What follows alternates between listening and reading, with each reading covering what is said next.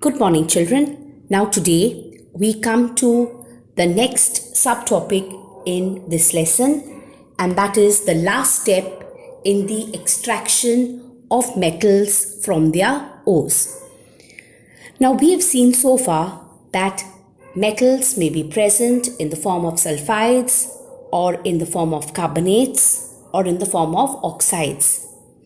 If a metal is present in the form of a sulfide, or if it is present in the form of a carbonate, it is first converted into a metal oxide.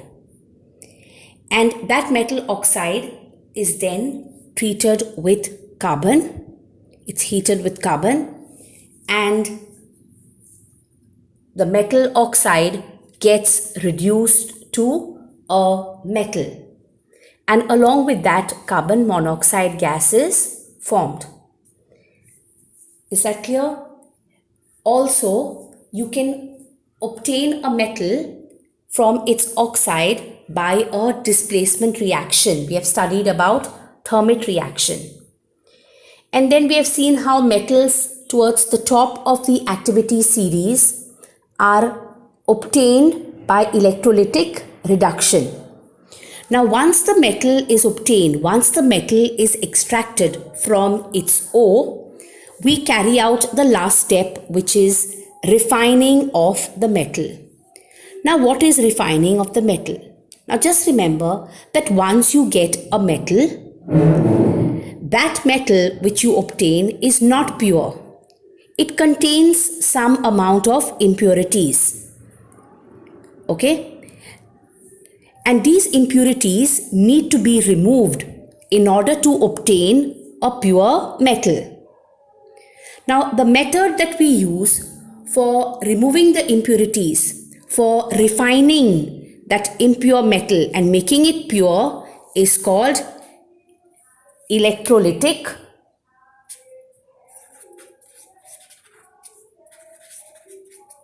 refining. Is that clear? So, the method that is used for refining an impure metal is electrolytic refining. Now, what do we do in electrolytic refining? Now, in electrolytic refining, the impure metal is made as the anode. The anode is the positive electrode. So, this is the anode. This anode is nothing but the impure metal. The anode is the positive electrode. That means this particular electrode, this metal strip here, will be connected to the positive terminal of a battery. So remember, in electrolytic refining, the impure metal, the metal that you want to refine, is made as the anode, which is the positive electrode. Okay? And a thin strip of pure metal is made as the cathode, which is the negative electrode. Okay, so here we have the cathode, which is a thin strip of pure metal, and cathode is the negative electrode. Now, both these electrodes are dipped in a solution which is called the electrolyte. Okay, so the solution of a metal salt is used as an electrolyte. So here we have a metal salt solution. Okay, so just remember that in electrolytic refining, the impure metal is made the anode. Anode is the positive electrode. That means this electrode is connected to the positive terminal of the battery. And a thin strip of pure metal is made the cathode, which is the negative electrode. And both these electrodes are dipped in a metal salt solution, which is used as the electrolyte. Now, when electric current is passed through the electrolyte, okay, so here we connect both the electrodes to a battery so that they can pass electric current, and here there is a switch. This is the switch here to decide when to flow, allow current to flow, and when not to allow current to flow. Okay, so this switch will control the flow of current. Is that clear? So just remember that in electrolytic refining, the impure metal is made as the anode. It is connected to the positive terminal of the battery, and a thin strip of pure metal is made the cathode, which is the negative electrode. It is connected to the negative terminal of the battery. And both these electrodes are dipped in a metal salt solution that acts as an electrolyte. Now, when you put on the switch and you allow electric current to flow through the electrolyte, the impure metal from this anode starts dissolving in the electrolyte. So this impure metal from the anode starts going into the solution. It dissolves in the electrolyte. Okay. So from here, the impure metal starts dissolving in the electrolyte. Did you follow? And an equivalent amount, the same amount of pure metal from the electrolyte goes and gets deposited on the negative electrode, which is the cathode.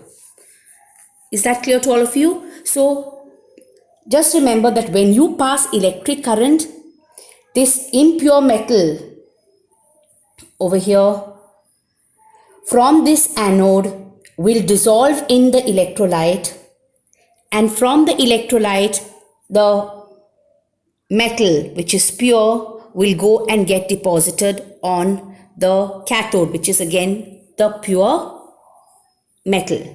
Is that clear to all of you? Now when this anode starts dissolving in the electrolyte, the soluble impurities which are there, the anode has impurities.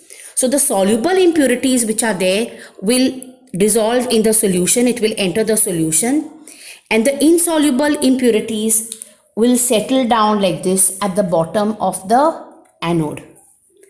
And these insoluble impurities that settle down at the bottom of the anode is called anode mud.